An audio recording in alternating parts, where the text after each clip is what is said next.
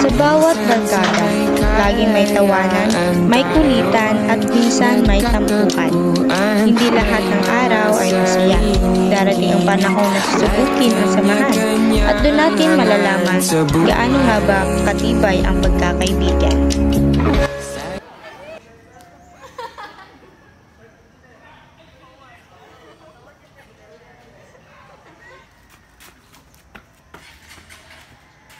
Junmil, ikaw na naman date. Kung exam to, bagsak ka na.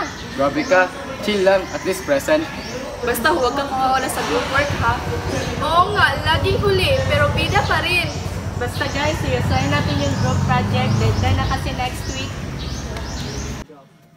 Ano ba yan? Ba't konti lang tinira mo? Ikaw kasi Sem, ang lakas mong kumain. Uy, hindi ah. Obvious naman eh.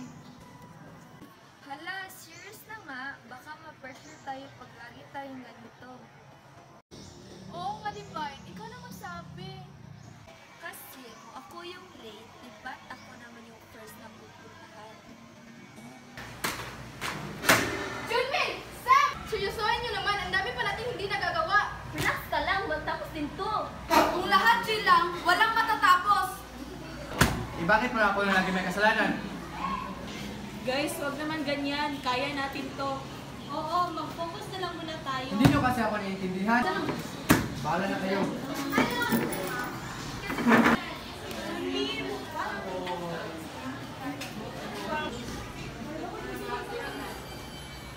Alam mo, hindi ka gusto yung mga kaibigan. Huwag tayong pagkatalo sa drive. Ang hirap ng kaswimmay, parang nawawala yung saya. May panahon talaga na mahirap, pero hindi ibig sabihin nun na hindi na tayo magkakasama. Wag na kayong nagbuhat. Ayoko ng ganito, parang kulang, hindi tayo buo. Naiintindihan kita, pero walang maayos kung walang magsisimula. Puro na lang kasi pride ang nangunguna. Nakaka-stress, hindi na ako makagawa sa ibang gawain. Tama si Roxanne. Ako na ang tatawag. Mag-uusap tayo lahat bukas. Dapat hindi lang si Gab ang tumawag. Dapat lahat tayo mag-open. Kasi kung hindi natin gagawin ito, baka lalong matagalan pa.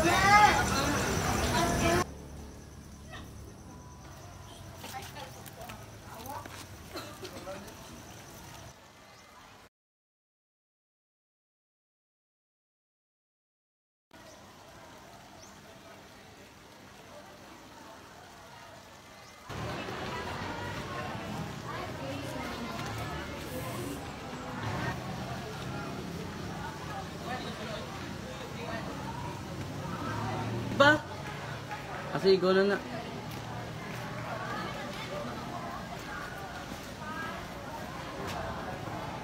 Okay.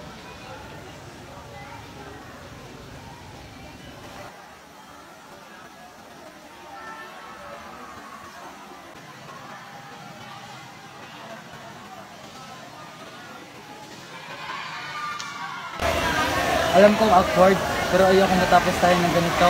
Hindi ba tayo lagi magkakasama? Hindi ito tungkol sa kung sino ang tama o mali. Ang mahalaga, ayusin natin to. Ayoko masira ang barkada ng dahil lang sa maliit na tampuhan. Sorry guys, akala ko biro-biro lang ang lahat. Hindi ko naisip nakakasya na din pala. Ako rin, pasensya na kung nagalit ako ng sobra. Gusto ko lang naman kasi matapos ng maayos. Oo, minsan masakit ako magsalita, pero hindi ko gustong saktan kayo. Alright. So, tapos na ba? Friends ulit? Sige na nga, kiss na, pero hal, hindi na ako bibig ng striper para sa inyo. Promise ba? Kung hindi, ako na bahala. Minsan, kahit gaano kayo ka-close, may dumarating na tampuhan. Pero kung mahalaga talaga ang samahan, lagi kayong babalik sa isa't isa.